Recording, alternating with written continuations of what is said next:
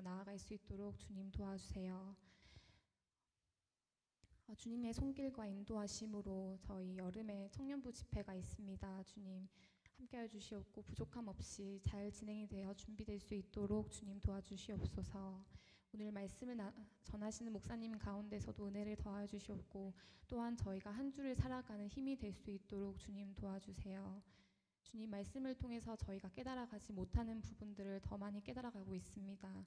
저희의 기도의 범위가 더 많이 넓어져 확장되어 더 많은 사람들을 위해 기도하고 저희가 생각하지 못하는 부분까지도 주님께서 성령님의 힘을 더하여 주사 기도할 수 있게 도와주세요. 감사하며 사랑의 하나님의 이름으로 기도드렸습니다. 아멘.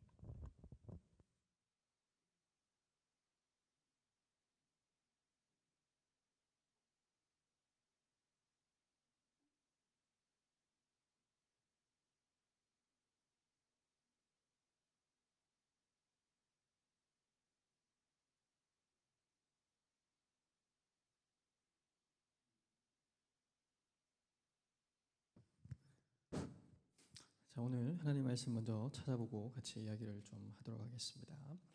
하나님 말씀 마태복음 7장 15절부터 27절까지 말씀입니다.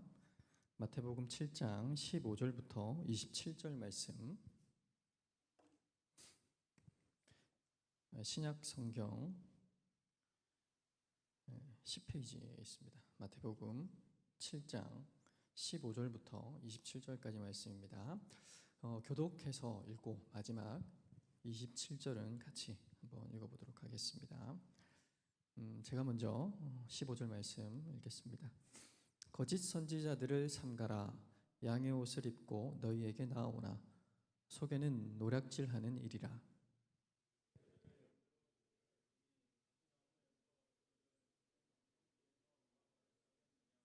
이와 같이 좋은 나무마다 아름다운 열매를 맺고 못된 나무마다 나쁜 열매를 맺나니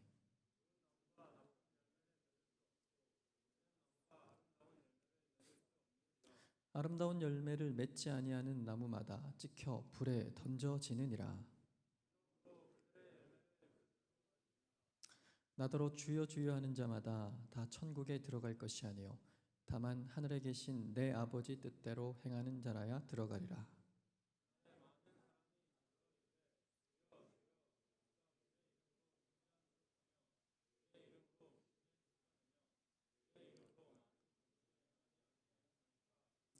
그때에 내가 그들에게 밝히 말하되 내가 너희를 도무지 알지 못하니 불법을 행하는 자들아 내게서 떠나가라 하리라.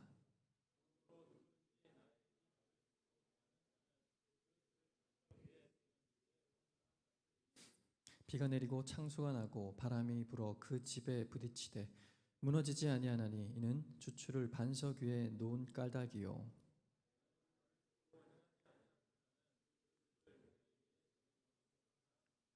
같이 읽겠습니다.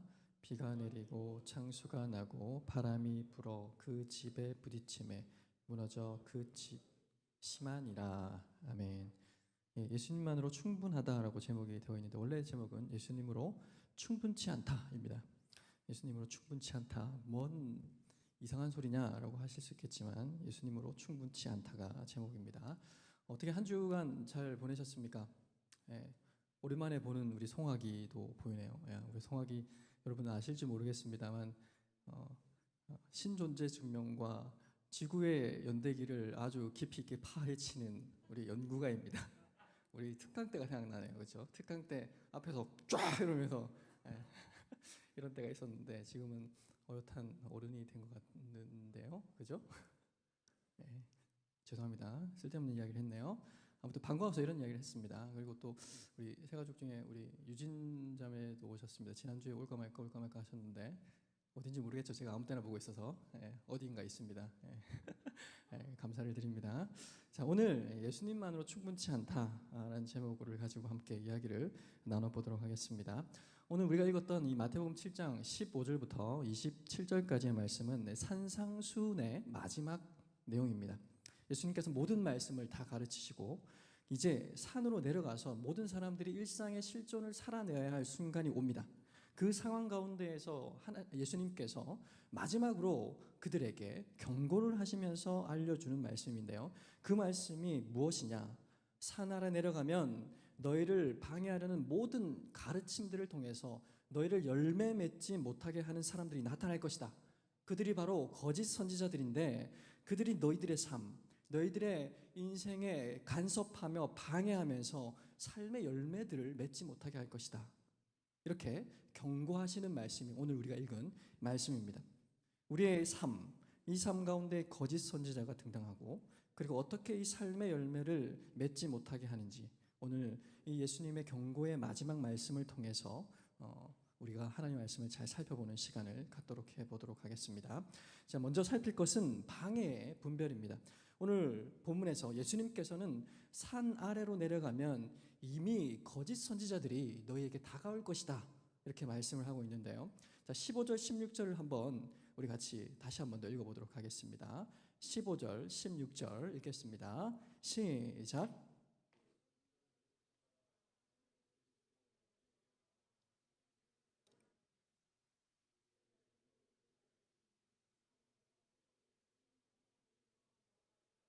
네, 거짓 선지자를 삼가라라고 말씀하고 있습니다. 그런데 이것이 이들이 왜 문제일까요? 예수님으로부터 온 사람이 아니기 때문에 삶의 열매를 맺지 못하도록 만들어 버린다라는 겁니다. 자, 그러면 이 열매라는 것이 과연 무엇일까요? 성경에서 말하는 열매는 과연 무엇일까요? 이 성경에서 말하는 열매는 우리 안에서 드러나는 게 아니라 예수님으로부터 나오는 것을 열매라고 말을 합니다. 이 열매는 곧 예수님으로부터 예수님 안에 있는 것이 열매다입니다. 이것을 예수님께서 직접 정의하셨는데요. 요한복음 15장 15절 말씀에 이렇게 기록합니다. 나는 포도나무요 너희는 가지라. 그가 내 안에 내가 그 안에 거하면 사람이 열매를 많이 맺나니 나를 떠나서는 너희가 아무것도 할 수 없음이라. 예수님으로부터 나오는 것, 예수님 안에 있는 것, 이것이 열매를 맺게 하는 너무나도 중요한 핵심이다라고 말씀하고 있는 겁니다. 그래서 이 거짓 선지자가 나타나서 하는 일들이 무엇인가? 열매를 맺지 못하도록 만든다라는 것이었습니다. 우리의 삶 가운데에서 예수님께서 하실 일, 우리의 삶 가운데에서 예수님께서 하신 일, 일구어 가고 계시는 일들, 이것들을 흐트러뜨리고 열매 맺는 삶이 아닌 맺지 못하는 삶으로 만들어 버린다라는 겁니다. 여기서 우리는 궁금합니다. 거짓 선지자? 목사님, 저는 제 삶에서 거짓 선지자를 단 한 번도 만나본 적이 없습니다. 과연 이 거짓 선지자가 무엇이길래 저희에게 계속 거짓 선지자를 강조하십니까? 혹시 그 도를 아십니까? 그분을 이야기하는 건가요? 지금 지 옆 동네에 있는 하나님의 교회 그 사람들을 말씀하시는 건가요? 저는 그런 사람들 분별할 수 있습니다. 딱 보면 알거든요. 그 사람들이 우리에게 접근하는 방법들이 있기 때문에 그 사람들을 보면 저는 잘 피할 자신이 있습니다. 이렇게 생각한단 말입니다. 그런데 그게 아닙니다. 우리 모두에게 이 거짓 선지자들은 분명히 다가옵니다. 다가왔고 이미 열매를 맺지 못하게 만들 수도 있습니다. 어떻게 다가올까요? 그것은 잘못된 인생 문장, 잘못된 명제 하나를 딱 던져주면서 우리에게 다가온다는 겁니다. 예를 하나 들어보도록 하겠습니다. 아이들에게도요, 이 거짓 선지자가 다가오거든요. 미국 아이들과 한국 아이들 실험을 한 게 있습니다. 교육 방식에 있어서의 비교 실험이었는데요. 어떤 실험이냐면 육에 납치 이것들이 굉장히 문제로 불거질 때 이런 어떤 교육을 했었습니다. 그래서 이제 사람들이 나타나서 아이들에게 이런 이야기를 할 때 너희들은 어떻게 할 거니? 이것에 대해서 미국과 한국에서 동시에 교육을 했었습니다. 어떻게 하냐? 나쁜 사람을 따라가면 될까요? 안 되잖아요, 그렇죠? 실험을 했는데 나쁜 사람이 어떻게 생겼니? 그림을 한번 그려보라라고 했습니다. 우리나라 아이들은 어떻게 그림을 그렸을까요? 정말 어마무시하게 그렸습니다. 자기가 아는 최대한 악한 얼굴, 최대한 못된 얼굴, 도둑처럼 무시무시한 캐릭터를 그려놓은 것이죠. 그런데 외국 아이들은 어떻게 그렸을까요? 웃고 있는 그림을 그렸습니다. 인자한 옆집 할아버지 같은 얼굴, 친절한 옆집 아저씨의 얼굴을 그려놓은 거죠. 여러분 이거 이해가 되십니까? 그때부터 이제 깨닫고 한국에서 이 교육 방법을 달리하기 시작했습니다. 나쁜 사람들, 그런 사람들은 어떤 사람일까요? 무시무시한 얼굴을 가진 사람일까요? 아니라는 겁니다. 평범하게 생긴 사람들, 웃고 있는 사람들, 인자한 모습의 사람들이다, 이렇게 교육을 했던 거예요. 그러자 이 유괴율이 떨어졌을까요? 납치율이 떨어졌을까요? 아니에요. 떨어지지 않았습니다. 더 높아지면 높아졌지 낮아지지 않았다라는 겁니다. 그러면 외국과 한국의 교육 차이가 어떠했길래 과연 이게 좁혀지지 않았을까요? 설명을 외국 교육 담당자에게 들어봤습니다. 어떻게 이야기했냐? 우리는 낯선 사람들이 어떻게 생겼는지를 교육하는 것이 아닙니다. 잘못된 명제, 잘못된 문장 하나를 고쳐주는 일을 하고 있습니다. 아이들에게 흐르고 있는 이 생각의 명제가 무엇이었냐? 그것은 단 한 문장이었는데 바로 이것입니다. 어려운 사람을 보면 도와주어야 한다. 여러분 이해되세요? 납치하는 사람들이 어떻게 할까요? 아이들을 데리고 와서는 야, 이것 좀 도와줄래? 이것 좀 도와주러 같이 한번 가볼래? 이렇게 하는 겁니다. 정말 인자한 사람이, 뭔가 어마무시한 사람이 와서 그러는 게 아니라 정말 친근해 보이는 사람이 어려운 것들을 도와달라고 말하는 겁니다. 이게 전 세계에 펼쳐져 있었던 잘못된 단 하나의 문장이었다라고 이야기를 하는 것이죠. 그럼 이걸 어떻게 바꿀까요? 이 거짓 선지자를 분별할 수 있는 방법과 같은 겁니다. 새로운 문장, 이걸 하나 던져주는 겁니다. 이들을 어떻게 교육했냐? 다른 문장 하나를 던져주면서 이게 정답이야라고 말했는데요. 이것은 무엇이냐면 어른은 아이들에게 도움을 요청하지 않는다입니다. 어른은 아이들에게 도움을 요청하지 않는다. 이걸 끊임없이 교육하기 시작했습니다. 어떻게 생겼는지, 친절한 사람, 어려운 사람, 이건 도와주는 게 당연한 거 아닙니까? 그러나 어른은 도움을 아이들에게 요청하지 않는다라는 겁니다. 혹시 도움이 필요한 사람이 생기거든 어른을 불러서 도움을 요청하라라는 것이었습니다. 이걸 다 이해하고 나니까 어떻게 되었을까요? 유괴율이 떨어지기 시작했고 아이들이 그런 어떤 속임수에 속아 넘어가지 않았다는 겁니다. 여러분 이게 무슨 말인지 아시겠습니까? 이 거짓 선지자가 과연 무엇을 가르쳐 줄까요? 잘못된 전제임에도 불구하고 그럴싸하게 만드니까 이것이 거짓 선지자로 보이지 않는다는 겁니다. 우리 또한도 마찬가지입니다. 이 거짓 선지자, 예수님의 가르침, 이것을 구분하는 단 한 가지의 명제에서 핵심적인 차이가 있다는 겁니다. 그럼 그 핵심적인 차이가 뭘까요? 오늘 말씀드린 설교의 제목입니다. 예수님으로는 충분하다고요? 충분치 않다. 이게 우리 안에 잘못되어 내리에 박혀있는 명제라는 겁니다. 여러분 예수님으로 충분하십니까? 여러분 삶 가운데에 예수님만으로 너무나도 충분한 삶을 살아가고 있을까요? 그래서 매일매일이 충만한 삶입니까? 은혜가 넘쳐나는 삶일까요? 그런데 왜 우리의 삶은 불만이 가득한가요? 왜 불안이 가득할까요? 내 먼 미래를 살펴보면서 안절부절 못한 채 그 무언가를 잡기 위해 다름박질할까요? 예수님만으로 충분한 삶을 살아갈 수가 있을까요? 이것이 예수님의 열매, 거짓 선지자들의 열매를 가르는 전제가 된다는 것입니다. 예수님께서 나에게 영생을 주셨습니다. 죄를 용서해 주셨습니다. 믿죠? 믿어야죠. 그렇죠? 우리는 이것을 믿습니다. 예수님의 이야기들 웬만해서는 다 압니다. 그런데 이 믿음으로는 지금 내 삶에 당면한 이슈들, 내가 지금 해야 될 공부들, 지금 내가 이루어내야 될 성과들, 이것을 예수님으로 해석하기에는 충분하지 않다. 이 일들은 예수님과는 관계가 없는 일이다. 이렇게 생각되는 것 아닐까요? 그런데 이렇게 생각하고 말하는 그 순간, 이 말을 믿는 순간 뭐가 될까요? 모든 열매들이 사라져 버립니다. 제 친구가 있습니다. 제 신학대학을 같이 다녔었는데 다니다가 도중에 그냥 흐지부지 사라져 버렸어요. 근데 어느 날 한번 연락이 되어서 연락을 했는데 이 친구가 대학을 졸업하고 나서 사업을 했는데 크게 성공한 겁니다. 엄청 성공했어요. 월 한 1,500 이상씩을 막 버는 거예요. 근데 갑자기 그런 애가 떵떵거리며 살다가 사기를 한 번에 당해버렸습니다. 사기당해서 완전 폭삭 무너져 버린 거예요. 근데 그 과정 가운데 자신은 믿음이 있다고 생각했어요. 그래서 선교운동도 엄청 하고 열심으로 일들도 봉사들도 많이 했던 친구였습니다. 그런데 그 상황 가운데 그가 어떤 생각을 했느냐? 예수님만으로 충분합니다. 내 삶의 구원은 예수님밖에 없습니다. 이랬을까요? 아니죠. 쫄딱 망했잖아요. 온갖 사기란 사기는 다 당했단 말이에요.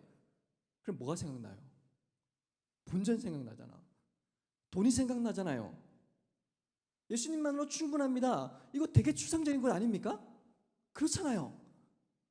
아무리 예수님만으로 충분하다고 떠들어도 이건 나와는 관계없는 이야기 같아요. 그럼 내 삶에 직접적으로 충분해야 될 게 뭐예요? 돈이라는 거예요. 내 삶의 구원은 하나님으로부터 옵니다가 아니라 돈으로부터 옵니다. 이런 생각을 하기 시작했던 겁니다. 돈이 충분해야지. 자, 어떻게 해야 돼? 돈을 찾으러 나서자. 이렇게 끊임없이 노력하기 시작했습니다. 그런데 이 친구가 한 달에 1,500씩 벌던 친구가 이 캐파가 있으니까 돈을 그렇게 쓸 거 아니에요.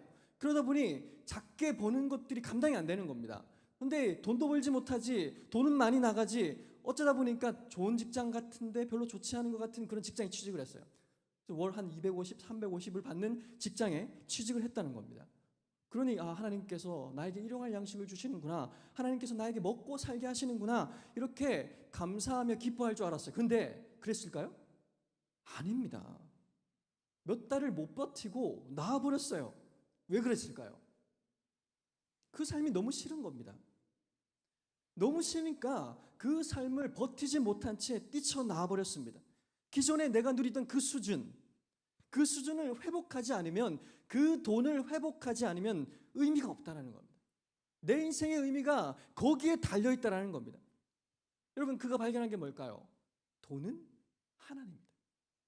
내 인생의 구원은 돈으로부터 온다. 그것을 끊임없이 묵상하기 시작한 겁니다. 그런데 여러분, 생각해 보세요. 오히려 그러나 사실 그에게 있어서 그 사기 당함은 그에게 구원이었습니다. 돈으로부터 벗어나게 하시는 구원.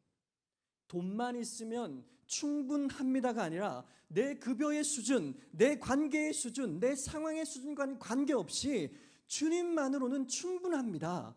이 고백을 하시게 하기 위해서 주님께서 가르치는 것이었습니다.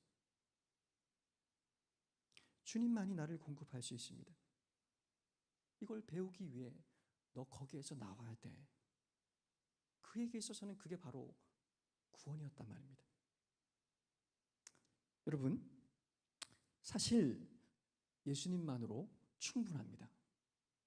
이 명제를 우리는 살아내야 하는 사람입니다. 적용해야 되는 사람입니다.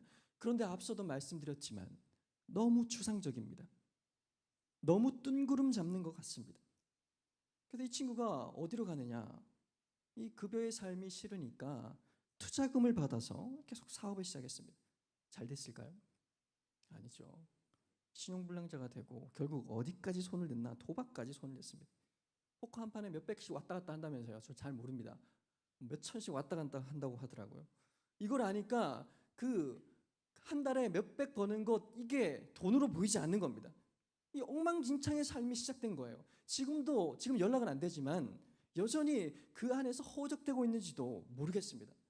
깨닫지 못하는 겁니다. 그 사기가 그에게 있어서는 구원이었다는 사실을 말입니다. 어떤 구원일까요? 예수님만으로 충분하다는 구원. 그 어떤 상황도 내 삶의 가치와 내 미래를 담보하지 못한다. 이 문장을 삶으로 살아가며 해석하기 위해서 주님께서 구원하신 건데, 이 자유를 받아들이지 못하니까 온갖 악에 사로잡히기 시작한 겁니다. 여러분, 그런데 우리도 마찬가지입니다.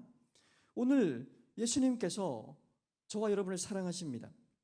그리고 이 세상에서 내가 쌓아 올렸던 그 어떤 가치도, 어떠한 상황도 내 미래를 담보할 수 없고 내 삶을 평가할 수 없다. 이것을 우리가 받아들이지 않으면 이렇게 해야 내가 충분한 존재다.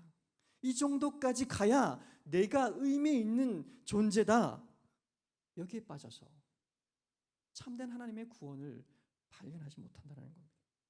우리가 예수님 믿잖아요. 예수님 믿는단 말입니다. 그런데 그 다음에 거짓 선지자들이 어떤 명제를 가지고 온다고요?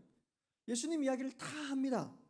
그런데 예수님만으로는 충분하지 않잖아. 여러분, 예수님 믿으시나요? 믿죠?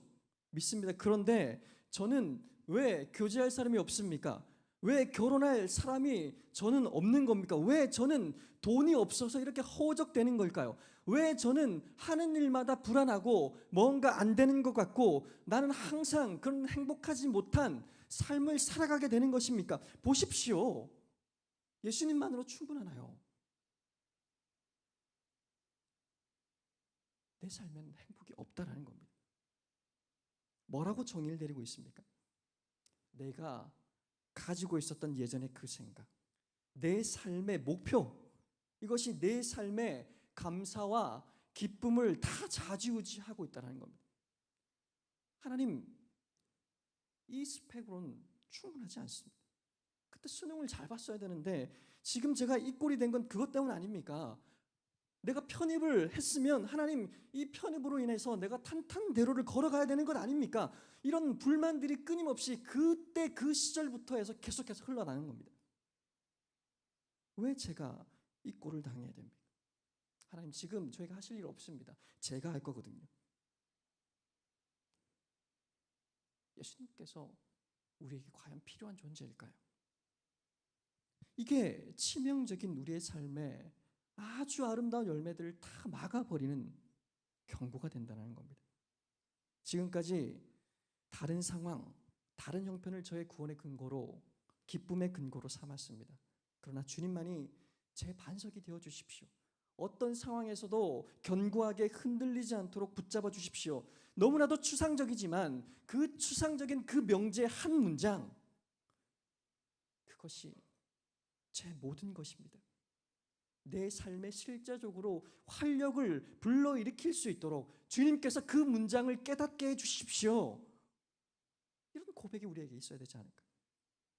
이게 실질적으로 우리에게 다가오지 않는 한 이 거짓 선지자들이 주님께서 우리에게 예비하신 모든 열매들을 다 빼앗아 간다는 겁니다. 여러분, 이게 이단의 가르침과 똑같다는 사실 여러분 아시나요? 제가 이단에 대해 전문가가 아니기 때문에 잘 모르지만 수박 겉핥기로 여러분 하나 설명을 좀 해드리도록 하겠습니다. 핵심적인 이 거짓 선지자의 구별. 예수님은 우리에게 충분한 분입니다 라고 설명하지 않습니다. 충분한 분이 아닙니다라고 설명합니다. 대표적으로 여러분 잘 아시는 신땡땡 있죠? 예, 땡천지 있잖아요, 있죠? 거기서 어떻게 가르치는지를 제가 하나 교재 이미지를 하나 추출해서 왔습니다. 한번 올려주십시오. 이걸 보면 다 끝납니다.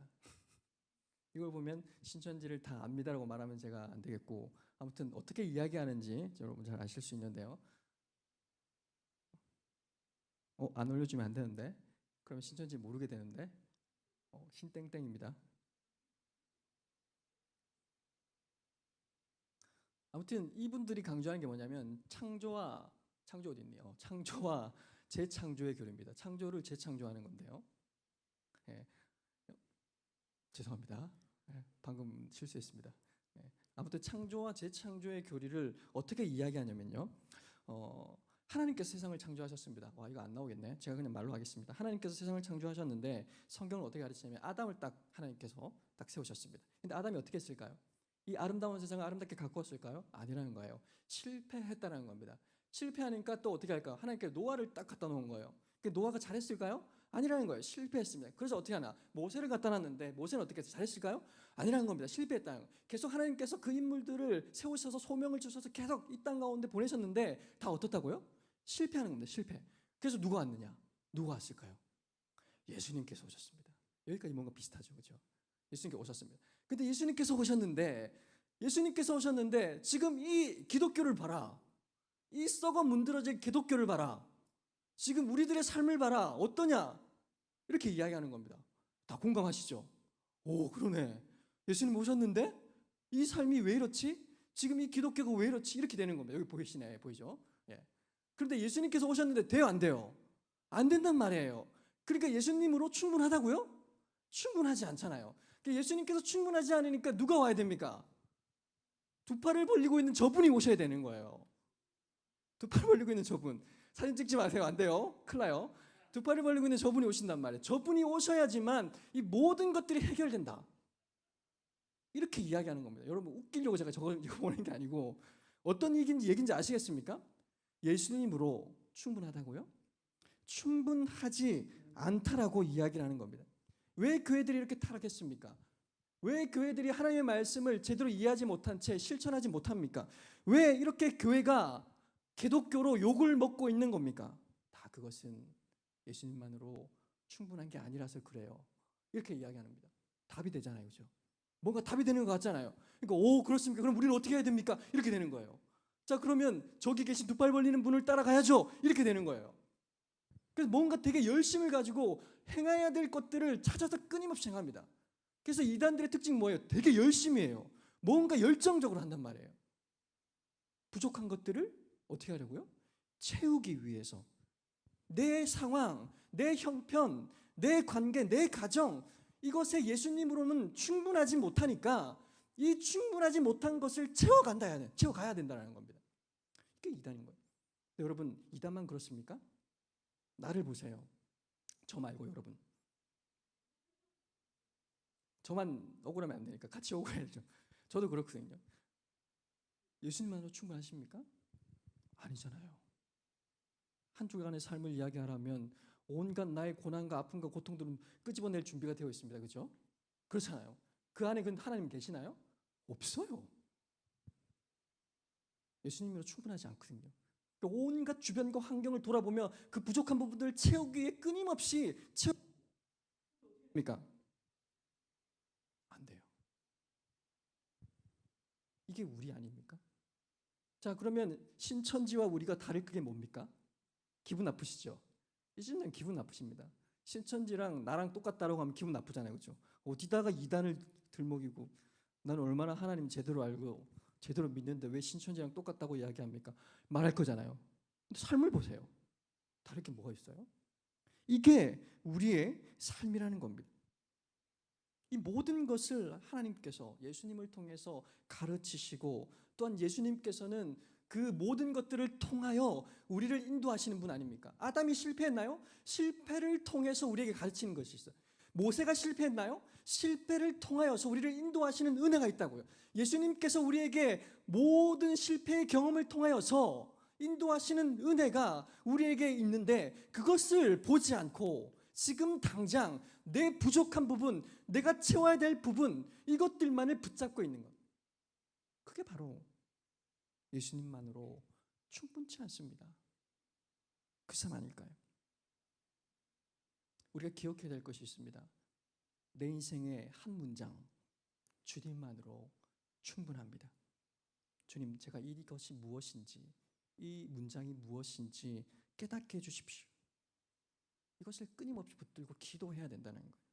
이것이 거짓 선지자들과 예수님의 제자들 사이에 열매 맺게 하는 시금석이 된다는 사실.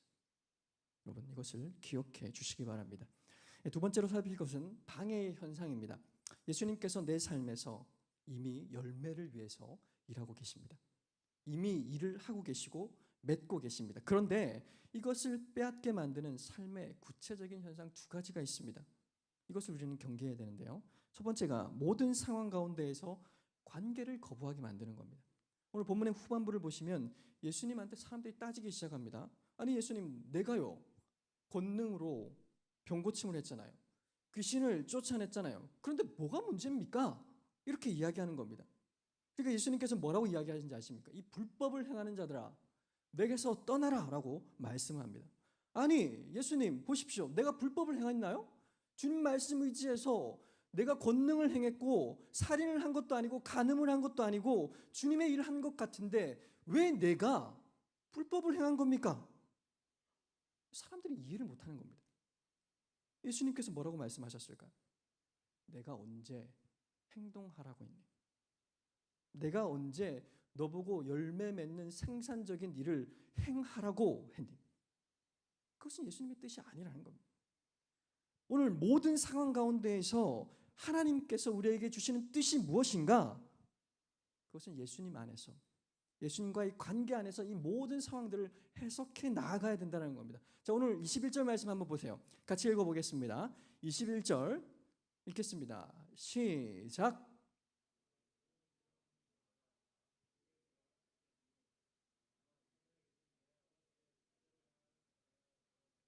네, 아버지의 뜻이 무엇입니까? 방금 위에 있던 거 아닙니까? 권능으로 뭐 치유하고 병을 고치고 뭐 이런 거 아닌가요? 이게 아버지의 뜻 아닌가요? 모든 상황을 예수님 안에서 먼저 해석하는 것이 그것보다 훨씬 더 중요한 것입니다.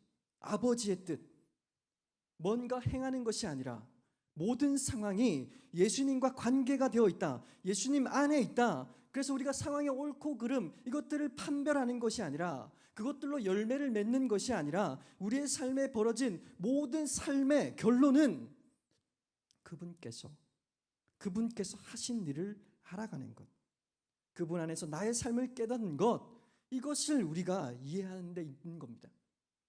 그래서 관계가 없는 행동은 열매가 맺어지지 않는다라는 것, 이걸 예수님께서 말씀하려고 하는 것입니다. 이게 바로 하나님의 뜻이라는 거예요. 그래서 우리의 삶의 모든 것은 무엇과 연관되어 있느냐, 연결되어 있느냐, 이 거짓 선지자들이 어떻게 계속 우리를 유혹하느냐, 관계를 거부하는 상황 판단을 만들어 갑니다. 누구와의 관계요? 예수님과의 관계입니다. 우린 예수님 믿잖아요. 우리 천국 갈 거 확신합니다. 압니다. 그런데 지금 저는 사업을 해야 됩니다. 지금 그게 무슨 상관입니까? 저 뜬구름 잡는 것 같은 것, 저 형이상학적 같은 추상적인 그런 것 아니요. 내가 기도하겠다고요. 그런데 지금 나는 돈을 벌러 가야 된다고요. 지금 나는 내 삶의 가장 당면한 문제들을 해결하러 가야 된다고요. 제가 십자가에 못 박히신 예수님과 내가 지금 당장 학업을 해서 점수 따야 되는 것과 뭐가 그리 밀접한 관계가 있습니까? 내가 이것을 감당해내는 것과 전혀 관계없는 것 같은데요. 이것은 제가 해야 될 일들입니다. 이렇게 거부하는 겁니다. 여러분, 이게 바로 속임수입니다. 잘 이해가 되시나요? 케네스 베라는 선교사님이 계시거든요. 이분이 잊지 않겠다라는 책을 적었는데요. 이분이 이제 미국인의 신분을 가지고 북한 선교를 하신 분이었습니다. 근데 처음부터 선교를 하려고 하신 분이 아니었어요. 여행사 사업을 하려고 하신 분.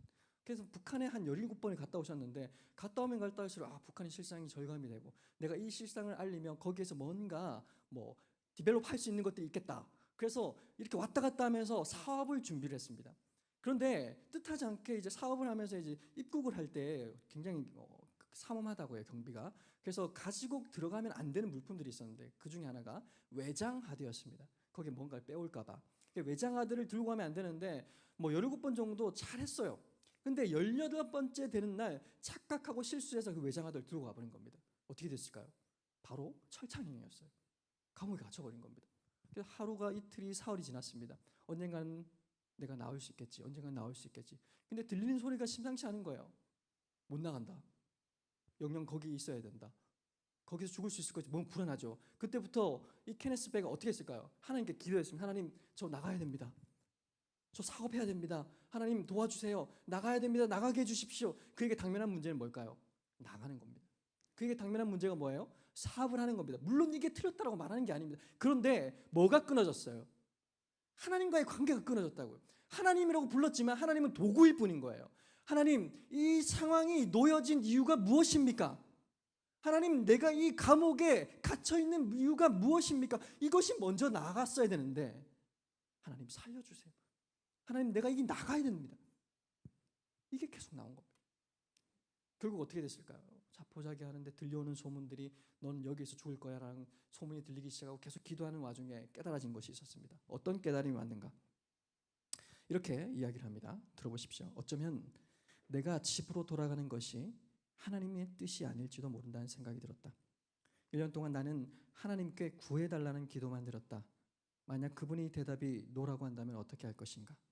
주님, 제 마음을 아시죠? 하지만 당신이 이곳에 머물라고 하시면 머물겠습니다. 집에 갈 권리를 포기하시겠습니다. 이곳이 제가 있어야 하는 곳이라면 당신의 뜻을 받아들이겠습니다. 그 순간 내 어깨에서 무거운 짐이 떨어져 나아가고 평안이 찾아왔다.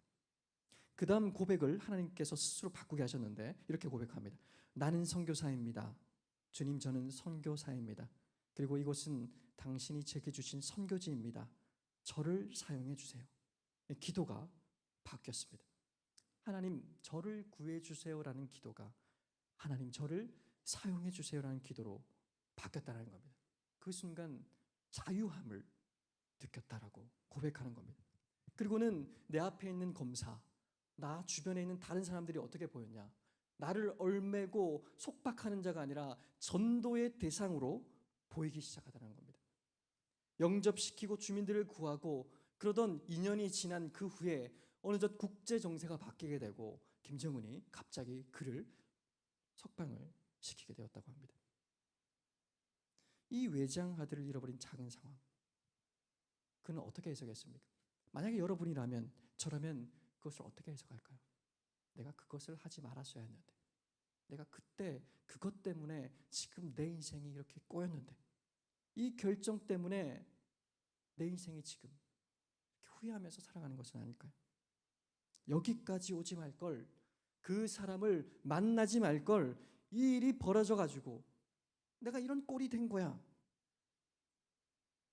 여러분, 이 마음의 목표가 무엇일까요? 옛날의 재정 상태, 옛날에 내가 꿈꾸었던 행복, 내가 이루어야 되고 내가 회복해야 된다는 그 마음에 사로잡혀서 지금 하나님과의 관계가 중요하니? 중요하지 않다는 겁니다. 예수님께서 사랑하시는 것 너무 많이 들어서 알고 있다라니까요. 근데 우리 안에 불만이 왜 솟아날까요? 만족되지 않는, 채워지지 않는 허기짐과 갈망들이 왜 끊임없이 나오는 걸까요? 주님께서 내가 놓여진 이 상황 가운데 나를 붙들고 계신다, 하실 일이 있다, 이것이 깨달아지고 이것이 내 삶의 중심이 되어야 된다는 사실을 알게 되는 그 순간 우리가 쌓아놓은 모든 불만들이 자유하게 되는 것은 아닐까요? 오늘 우리에게 벌어지는 삶을 언제나 그분 가운데에서, 그분 안에서 우리는 해석하려고 노력하고 있을까요? 그게 우리에게 너무나도 필요한 건 아니겠습니까? 세 가지 질문을 한번 드릴 텐데 여러분 한번 묵상해 보십시오. 첫 번째, 그 일을 통해서, 여러분에게 벌어진 그 일을 통해서 예수님의 어떤 능력과 성품을 신뢰하게 되었을까요? 그분이 어떤 분이신가? 상황에 관계없이 붙드신다, 사랑하신다, 지키신다, 나는 존귀한 존재다. 여러분, 이 확신이 있으신가요? 두 번째, 그 일을 통해서 내 삶을 향한 그분의 요구를 인지하고 있을까요? 나에게 있어서 사기는 구원이었구나, 그 사기가 하나님의 뜻이었구나, 하나님께서 나를 깨닫게 하시기 위함이었구나, 내가 거기 가지 못한 것, 못하게 하신 것, 이 모든 것이 하나님의 선하신 뜻이었구나, 내가 이걸 경험하지 않았다면 정말 내 인생은 박살났겠구나, 이런 깨달음이 있으실까요? 그런 하나님의 그 요구하심을 인지한 적이 있을까요? 세 번째, 그 일을 통해서 예수님의 어떤 새로운 계획들을 발견하고 있는가요? 여러분, 하나님께서 나에게 새로운 일들을 하실 것들을 깨달아 알게 되는 건가요? 내 성품, 어떤 그 사람과의 관계, 어떤 새로운 사업, 이런 것들, 그 가운데에서 하나님께서 새롭게 하실 일들이 우리의 눈앞에 보이실까요? 우리의 삶이 하나님과의 관계를 거부하는 상황의 판단, 그것들이 있다면 여기에서 모든 것들이 다 무너져 버리게 됩니다. 다 상황으로만 해석하고 하나님 이루어지게 해주십시오, 합격하게 해주십시오, 만나게 해주십시오, 이럴 때 누가 올까요? 거짓 선지자들이 찾아올 겁니다. 그리고는 이야기하겠죠. 뭐라고요? 예수님만으로는 충분하지 않잖아, 네 삶이 그걸 증명하잖아, 자 뭔가 해보자. 이때부터 우리에게 준비된 모든 열매들은 다 무너지게 된다는 겁니다. 방해 현상 두 번째로, 이 속임수에 빠지면 다시 행위에 집착하게 된다는 겁니다. 이 거짓 선지자들의 가르침이 무엇이었냐? 예수님으로는 충분하지 않다였습니다. 새로운 답을 줄게, 이렇게 이야기하면서 특정한 행위에 매이게 합니다. 자, 22절 말씀 우리 같이 한번 또 읽어보도록 하겠습니다. 자, 22절 읽겠습니다. 시작.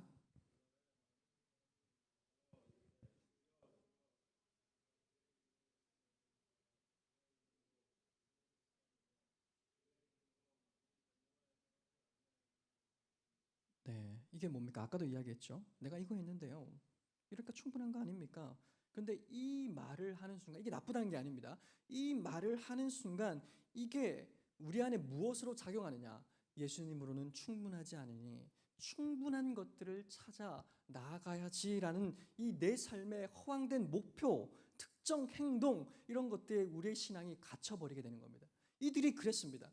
하나님의 말씀으로, 하나님의 뜻으로 먼 권능을 행했고 선지자 노릇을 하며 주님의 이름으로 귀신을 쫓아내고 많은 권능을 행했지만 예수님께서는 이것이 아니라고 말씀하셨습니다. 그런데 이들은 행위로서 무언가를 해야지만 충분하다라고 생각하기 시작하는 겁니다. 마찬가지예요. 우리에게도 그런 것들이 다가오게 되는 겁니다. 거짓 선지자들이 우리의 마음 가운데 다가와서 예수님 믿는 것으로 충분하다고? 너의 삶을 봐. 그렇지 않잖아. 그러니 이것을 행해야 돼라고 말하기 시작하는 겁니다. 여러분, 우리의 삶에 기도합시다. 예배 드립시다. 이젠 모일 때가 되었잖아요. 이런 이야기를 하면 어떤 생각을 하십니까? 지금 내 삶의 당면한 문제가 너무나도 힘든데 이게 중요한 게 아니라고요. 이게 아니거든요. 시험을 쳐야 됩니다. 지금 돈을 얼마나 잃었는데요. 그 돈을 회복해야 된다고요. 지금 제가 제 관계 가운데 얼마나 깨어짐이 많은데 그 깨어짐을 메꿔야 된다고요. 이게 최우선이 되는 삶 아닐까요? 이게 내 삶에 큰 의미로 작동하게 되면 하나님께서 나를 사랑하신다. 주님만이 나의 전부이십니다. 이것은 한낱 감상에만 불과한 것이 되는 겁니다. 그때 느껴야 될 것이 뭐냐? 우리는 그리스도 밖에 있는 자들이 되는 겁니다. 그리스도 안에 있는 자들이어야 하는데 그리스도를 벗어난 삶을 살아가는 자들이 되는 겁니다. 보십시오. 지금 오늘 예배를 드리러 왔을 때 우리의 마음 가운데 기쁨이 충만하셨을까요? 넘쳐오르는 평안으로 하나님께 영광을 돌려야 되겠습니다라고 생각하며 그렇게 오셨을까요? 아니잖아요. 충만한 것들이 빠져나가는 곳은 뭐가 살까요? 갈망과 허기짐과 내가 어찌하지 못하는 채워야 할 그 공허만 남는 것 아닐까요? 그것이 예수님만으로 충분하지 않다라고 내 삶이, 내 마음이 증명하고 있는 것은 아닐까요? 이단이랑 똑같습니다. 채워야 합니다. 행위로 가는 겁니다. 그런데 그렇게 해서는 하나님의 일하심이 도무지 보이지 않습니다. 내려놔야 합니다. 주님께로 더 가까이, 더 하나님 안으로, 주님 안으로, 그리스도 안으로 들어가야 합니다. 나를 사랑하시는 그분께서 새 길을 여실 것이다. 이 확신 가지고 끊임없이 나아갈 때에만 우리 안에 있는 충만이 발견되는 겁니다. 마지막으로 세 번째는 방해의 반석입니다. 이 말을 듣고 행하지 않는 자, 거짓 선지자에게 속은 자의 삶의 결과가 뭐냐? 삶이 무너져 버린다입니다. 26절, 27절 말씀 우리 같이 읽어보도록 하겠습니다. 26절, 7절입니다. 시작.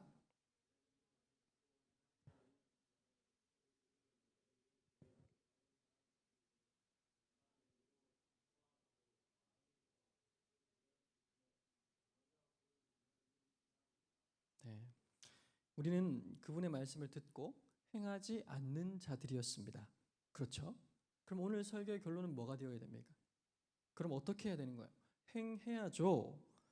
이렇게 결론을 내면 아무 의미가 없습니다. 그걸 제가 이야기하려고 하는 것이 결코 아닙니다. 우리의 실체가 무엇인지 여러분 아시잖아요. 우리의 실체가 뭐예요? 우리의 문제가 무엇입니까?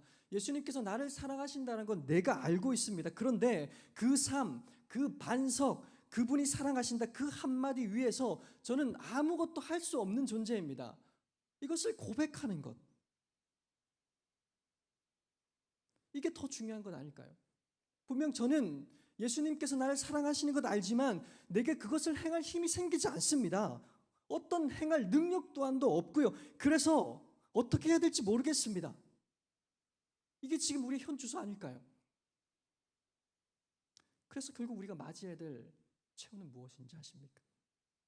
하나님께서 주셨던 최소한의 열매마저도 잃어버리는 겁니다. 열매를 맺게 하실 일들이 아직도 많이 있는데 하나님께서 우리에게 하나님을 거부하는 사람에게 이 최소한의 열매마저도 끊어지게 만들어 버리시는 겁니다. 그게 뭐냐? 사망입니다. 죽음입니다. 생명마저도 끊어지게 만드는 것. 이게 우리의 결과인 겁니다. 그래서 이 본문을 읽고 많은 사람들이 이야기를 합니다. 행하는 자가 되십시오. 예수님께로 나아가십시오. 여러분 그게 될까요? 안 되니까요. 끊임없이 안 되니까 간구하고 기도하는 거 아닙니까? 예수님께 나아가는 것 너무 어렵습니다. 행하는 것 안 된다고요. 내가 행할 수 있을까요? 그럼 어떻게 반석 위에 설 수 있을까요? 내가 행하는 것이 아니라 이미 행하신 그분께서 내 안에 들어오시는 방법밖에는 없다는 겁니다. 나는 행할 수 없습니다. 저는 모래 위에 있는 자였습니다. 그래서 행해야 되겠다라고 끊임없이 다짐하고 결심하지만 살아보니 아무것도 되지 않습니다. 하나님만 충분합니다라고 했지만, 예수님만으로 충분합니다라고 했지만 돈이 쉽게 잊혀지지 않습니다.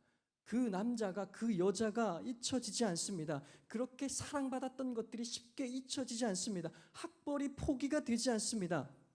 정말 내 힘으로 돼야지 잊어버리겠는데 잊어버릴 수가 없습니다. 어떻게 잊어버릴까요? 이런 것들에 사로잡혀서 살아가는 인생, 이게 우리의 인생 아닐까요? 절대 벗어나지 못할 것 같습니다. 그런데 어떻게 변화될 수 있을까요? 반석 위에 서신 분, 그분께서 내 안에 들어오시는 방법밖에는 없다라는 겁니다. 그러므로 누구든지 나의 이 말을 듣고 행하는 자는 그 집을 반석 위에 지은 지혜로운 사람 같으니 비가 내리고 창수가 나고 바람이 불어 그 집이 부딪혀 무너지지 아니하리니 이는 주초를 반석 위에 놓은 까닭이요. 이 말씀은 우리 보고 무엇을 하라는 말씀이 아닙니다. 너 내일부터 이렇게 살아야 되라고 말씀하는 게 아니에요. 반석 위에 집을 짓지 않으면 무너질 거야, 이렇게 위협하는 것이 아니라는 말입니다. 이 땅에서 이단들이 우리에게 이렇게 살아봐, 예수님처럼 예수님만은 충분하지 않잖아, 이렇게 했던 모든 행동들, 모든 자들, 그들이 나에게 다시 도전하라고 하고 다시 돈을 추구하라고 하고 다시 결혼을 꿈꿔봐라고 하고 그렇게 말하지만 예수님께서는 그런 이야기를 한 번도 하지 않으셨습니다. 예수님은 우리에게 뭐라고 말씀하실까요? 내가 반석이 되어줄게. 이렇게 말씀하시고는 너 이제 네가 원하는 반석에 집을 세워라 라고 말하지 않고 내가 너의 반석이 되어줄게, 이렇게만 말씀하셨다는 겁니다. 이걸 바로 우리는 그리스도와의 연합이라고 이야기를 하죠. 예수님께서 나에게 어떻게 다가오십니까? 내가 열심히 행위를 해서, 그래서 예수님께서 그걸 활용하셔서 반석 위에 집을 세워주실 겁니다가 아니라 예수님께서 그냥 통째로 제 마음 가운데, 우리의 마음 가운데 들어오시는 겁니다. 거기부터 출발인 거예요. 우리가 그리스도인이 어떻게 되었습니까? 나의 끊임없는 노력 때문에 되었나요? 내가 잘 믿었기 때문에 그리스도인이 되었나요? 아니잖아요. 온전히 그리스도께서 반석이 되어줄게, 아무것도 필요 없다, 다시 시작해보자, 여기서부터 출발하자, 이렇게 말씀하셨잖아요. 여러분, 여기서부터 출발하지 않으면 우리는 또다시 산 밑으로 내려가면, 또다시 이 세상 가운데에서 살아가게 되면 똑같은 삶, 무너지는 삶을 살아가게 될 것입니다. 다시 외모에 집착하게 될 것이고, 다시 돈에 집착하게 될 것이고, 실력에 집착하게 될 것이고, 관계에 집착하게 되면서 우리의 인생의 의미가 무엇인지 혼란스러워하는 삶만 살아가게 될 것입니다. 그러나 여러분 기억하십시오. 거기가 출발이 아닙니다. 내가 반석이 되어줄게라고 말씀하시는 예수님, 목숨을 던져서 모래 위에 있었던 내 인생에 영생을 허락하신 그분, 내 인생의 출발은 반석부터라고 말씀하시는 그분, 그분을 따라서 살아가게 될 때에 주님만으로 충분합니다의 충만을 누릴 수가 있는 겁니다. 그래서 칼빈은 기독교 강요에서 그리스도의 연합이 얼마나 위대한지를 이렇게 이야기했습니다. 이걸 마지막으로 읽고 마치도록 하겠습니다.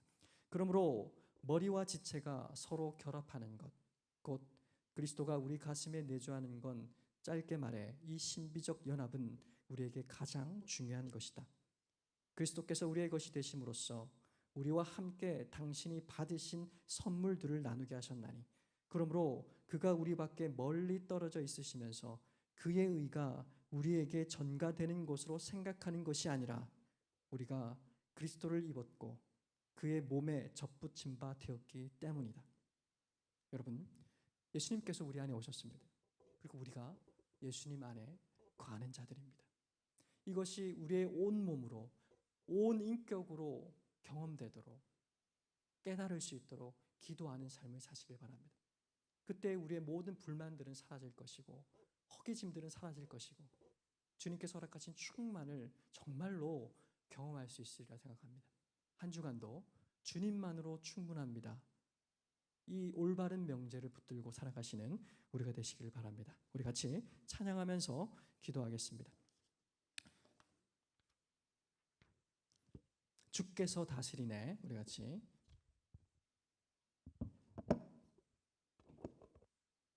고백하면서 헌금하시고 기도하도록 하겠습니다.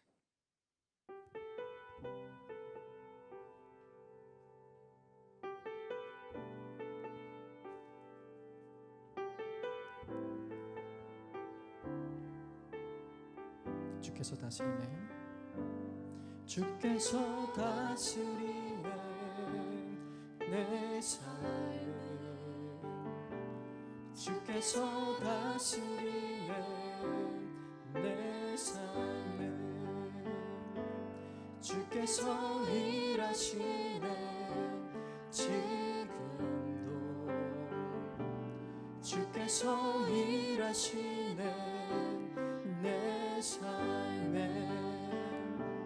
주님만 의지해요. 주님만 의지해요. 주님만 의지해요. 주님만 의지해요. 예 주님. 주님만 의지해요. 주님만 의지해요. 주님만 의지해요. 예 주님. 주께서 다스리네 이 땅을.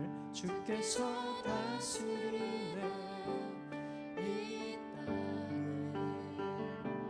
주께서 다스리네 이 땅을. 주께서 일하시네 이 순간. 주께서 일하시네 이곳에. 주님만 의지해요. 예배해요. 주님만 예배해요. 주님만 예배해요. 예 주님. 주님만 예배해요. 주님만 예배해요. 주님만 예배해요. 예 주. 한 번 더 고백합시다. 주께서 다스리네. 주께서 다스리네 내 삶을. 내 삶을. 주께서 다스리네 내 삶을. 주께서 일하시네 지금도. 주께서 일하시네 내 삶을. 주께서 다스리네 이 땅을. 주께서 다스리네 이 땅을.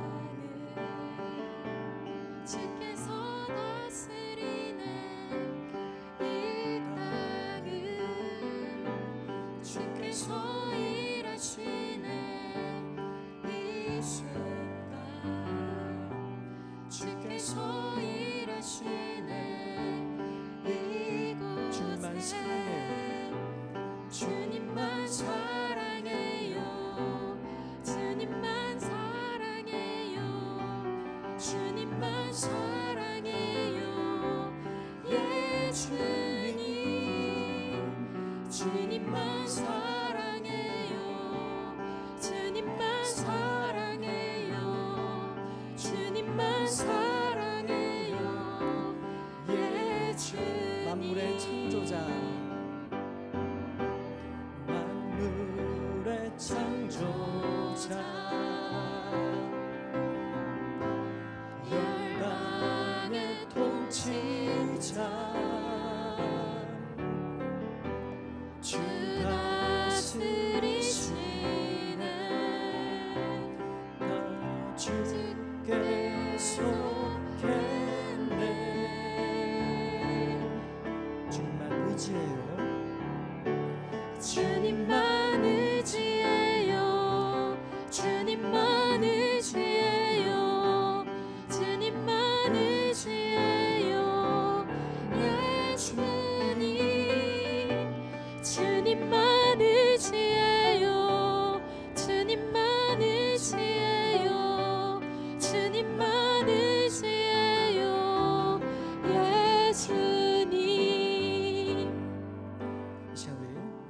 생각하면서 한번 기도했으면 좋겠습니다. 하나님, 우리의 인생에 잘못된 명제가 우리의 마음에 깊이 새겨져 있었습니까? 그 명제가 무엇입니까? 밝히 깨달아 알게 하여 주시옵소서. 그 명제를 우리가 파내고 주님께서 우리에게 주신 참된 명제, 주님만으로 충분합니다. 나는 그리스도 안에 있습니다. 이 명제를 새길 수 있도록 하나님, 우리를 이끌어가 주시옵소서. 할 수 없는 자들이 하라고 발버둥칩니다. 채워지지 않는 갈망, 그 허무함, 그 찢겨진 마음의 균열들을 채우기 위해 어디든지 달려가고 있습니다. 그런데 그것이 잘못된 명제들로 일어난 거짓 선지자들의 유혹으로 일어난 열매 맺지 못하는 삶이었습니다. 언제까지 주님 우리가 이렇게 살아갑니까? 우리에게 주신 이 명제로 참된 열매를 맺을 수 있도록, 정말 충만한 삶을 살아갈 수 있도록 주님의 은혜에 하나님으로 압도당하는 삶 가운데에 정말 한거할 수 없고 거부할 수 없는 그 인생의 길을 걸어갈 수 있도록 하나님, 우리를 그 진실된 명제로 인도하여 주시옵소서. 돈의 노예가 되어버렸습니다.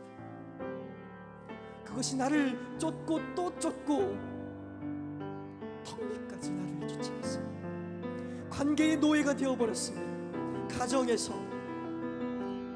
결혼이, 이 사회의 모든 관계가 나를 실망시키고 좌절시키고 또 억누르고 있습니다.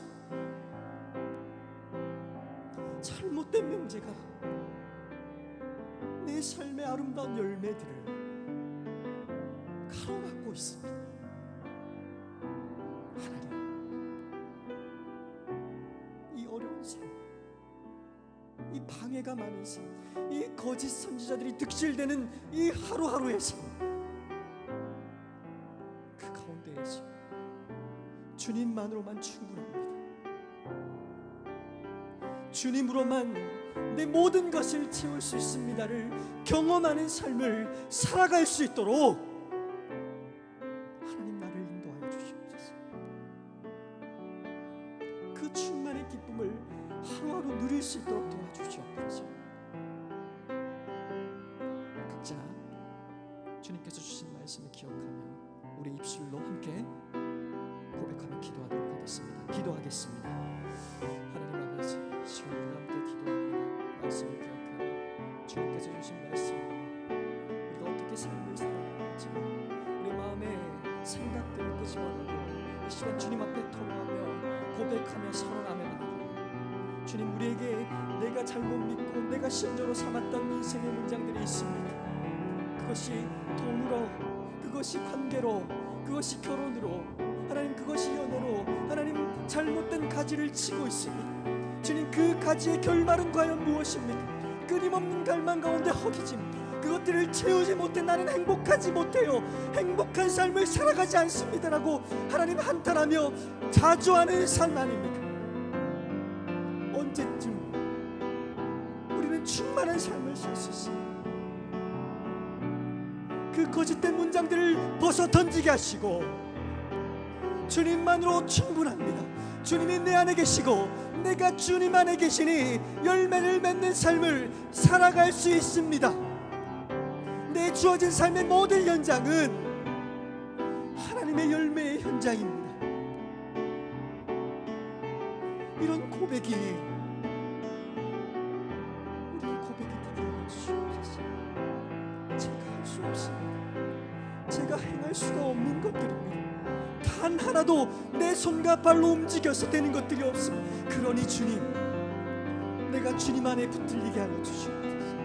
주님, 그 붙들림의 은혜가 무엇인지 깨닫게 하여 주시옵소서.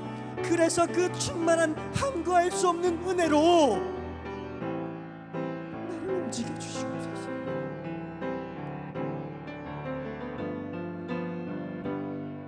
그것이 내 삶의 올바른 길입니다.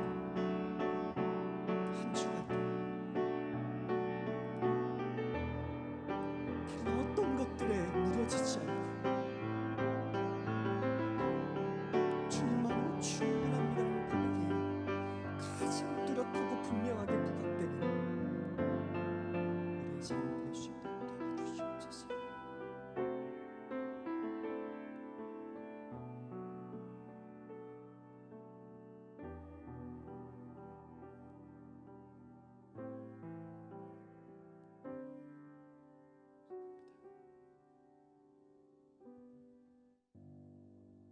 하나님, 주님만으로 충분한 삶을 살고 싶습니다. 그런데 되지 않아서 너무나도 괴롭습니다. 고통스럽습니다. 그런 연약한 우리를 그럼에도 붙들고 끌고 가시는 주님, 우리가 그리스도 안에 있음은 반석이 되어주신다라고 확신하신 그 예수님을 끊임없이 부여잡고 바라보며 주님 안에서 있는 충만을 누리는 주가 될 수 있도록 주님 우리를 붙들어 주시옵소서. 참된 은혜와 참된 은혜의 충만함을 누리기를 간절히 원하오니 한 주간 어떠한 상황에도 끊어지지 않는 하나님과의 관계, 우리 주 예수 그리스도와의 관계를 부여잡는 우리 모든 청년들 될 수 있도록 인도하여 주시옵소서. 우리 주 예수 그리스도의 은혜와 하나님 아버지의 영원하신 사랑과 성령님의 끊임없는 교통하심이 끝까지 주님만으로 충분합니다라고 고백하며 삶을 살아내기를 간절히 소원하는 여기 모인 모든 청년들 머리 위에, 성도들 머리 위에 지금부터 영원토록 함께 있을지어다. 아멘.